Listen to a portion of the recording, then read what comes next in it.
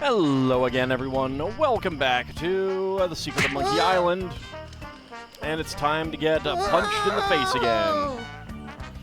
Where are we going to end up? Alright, to the docks. Alright, well, let's see if we can do anything with our root beer. Nope. Can I give root beer? Nope.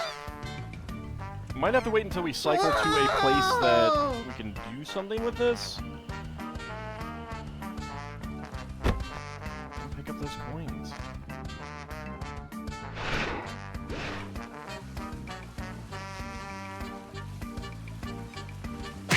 Okay, so if I get too close, he just does that. Okay. I thought that's what was happening, but I did want to check. And I'm guessing if I walk too far away, he's... Yep. Okay.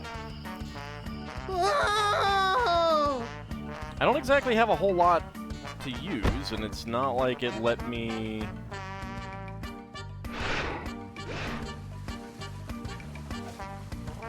Like, I don't have anything else. Like, I can't... Oh! Alright, now it's letting me use it.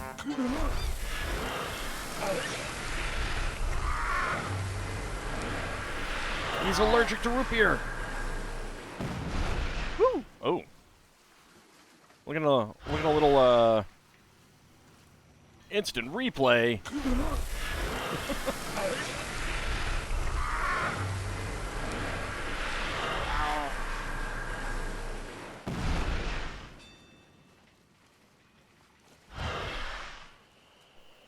Blimp cam. Oh boy.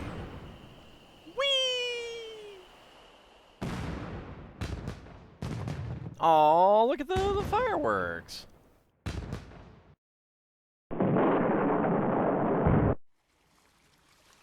Hey! Yikes! Oh, don't sneak up on me like that. Sorry. That's okay. Aw. Obnoxious, slithery, creepy, crawly sort of a guy, but I'll say one thing for him. What's that? Makes for wonderful fireworks. Sure looks nice exploding against the night sky. Yes. He does. It's very romantic. Can I buy you a root beer? Yes. Actually, I'm a bit sick of root beer. Sure. Sure. And there's more at Stan's. Oh gosh, I hope Stan's okay. I'm sure he's fine. Look, see, he's gonna find another ship I down. wish my crew could have seen this. You know, I can't shake the feeling that Guybrush was somehow responsible for that big rock sinking the ship. No, Yeah. definitely not. As soon as we find a way off this island, we're gonna have ourselves a little chat with Mr. Threepwood. Not my fault. It's not my fault. Let's get out of this hut first. At least I learned something from all this. Yeah, so much. What's that? Root beer's awesome. How to deal with frustration, disappointment, and irritating cynicism. It's not the size of the ship. Never pay more than $20 for a computer game. It's not the size of the ship. It's not the size of the ship. Yes, I've heard that one. The Secret of Monkey Island. Okay, so I thought I had a little bit more to that one. I really did.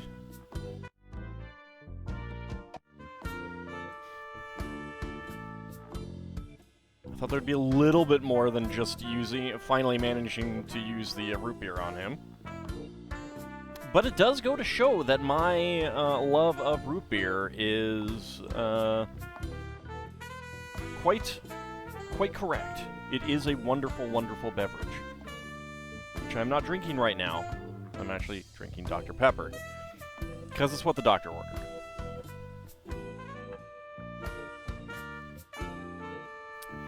So, my thoughts on the game. It was definitely fun, for the most part.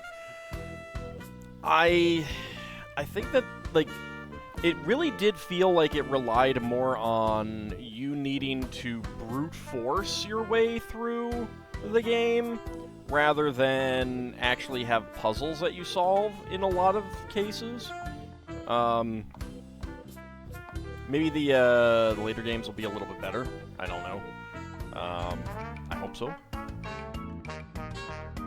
I think that the later ones do have a bit more, like, popularity to them. Other than the fact, like, I mean, this is the first one, and it you know, probably sold the best. I don't know.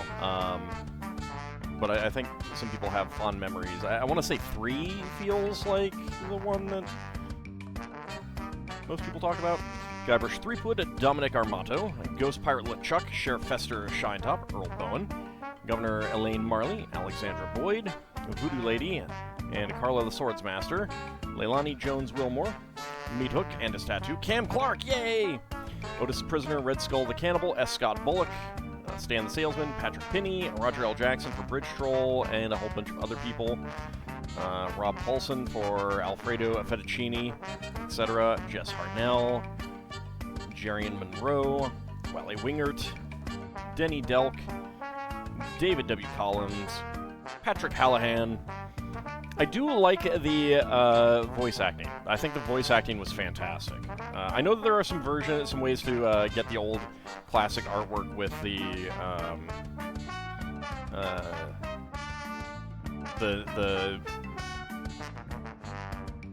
oh jeez, I just said the word and it's now slipped out of my head. The narration, the voice acting, but this is the version that's available, like, for sale, so I figured I'd play that. And it is neat to jump between the two. Turn your computer off and go to sleep. No, I refuse to go to sleep. But yeah, like, the brute forcing of some of the puzzles and some of the things where walk 2 is just your default, utilize this to move kind of thing. I don't like. I would have like some of those things, like using the rope ladder makes a lot more sense to me, and also it really did seem like the hatch was closed, which is why I didn't try to move to the hatch, kind of walk to the hatch and transition to that. That's just not the way that I think about things like that. So, I don't know. I think that could have been improved. But again, it is one of their earlier games in the grand scheme of LucasArts games. So I think things probably got better as time went on. Like, I don't remember this being an issue in The Dig, which I've only watched people play. I have not actually played it myself. But I don't remember this being an issue. Like, the idea of using the magnet to get the key makes sense if you know that the key is iron, which the game never tells you it is. So, that is the kind of thing that I would expect, you know, in a Sierra game. You'd go into the room and you'd look room, and it would be like, on the wall, you see a large iron key or something like that. And then you'd be like, aha, maybe that super powerful magnet can pull it over. You know, that's a puzzle, whereas in this, it felt like you're just, like, brute forcing. And I really do not like brute forcing because it feels, in a video, it feels like, it doesn't feel interesting. It doesn't feel like I'm giving you guys a great experience for the game, even if that's kind of the expectation. So it just, I don't know. That bugs me a lot. That bugs me a lot. There should be clues. You should be able to look at something from across the room and it be like, there's a large iron key hanging from the wall or something like that. So, special thanks, all of the fans worldwide. I will definitely be playing some of the follow-up games. I don't know if I'll play all of them. I may eventually, but certainly, like, I know 2 and 3 are pretty popular, and I don't know much about the others. In terms of the this special edition, the music is great.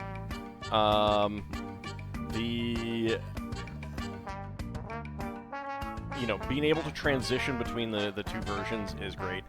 I think that the graphics are pretty good, but also there's some really weird overlaying issues that I think could have been improved and taken care of with a little bit more time. Like, sometimes it looks like Guybrush is floating there because of the way that they've redone the artwork and stuff like that, and it looks a little bit off.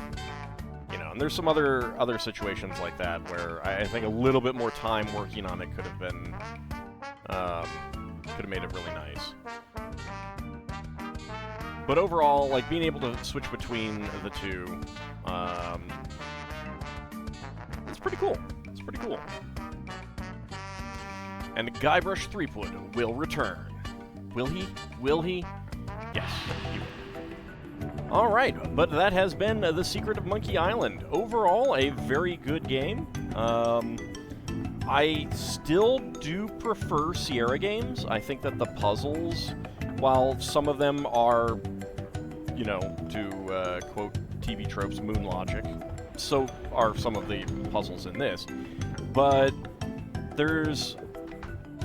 I think there's less of an expectation of brute forcing in those games, in part because you keep dying.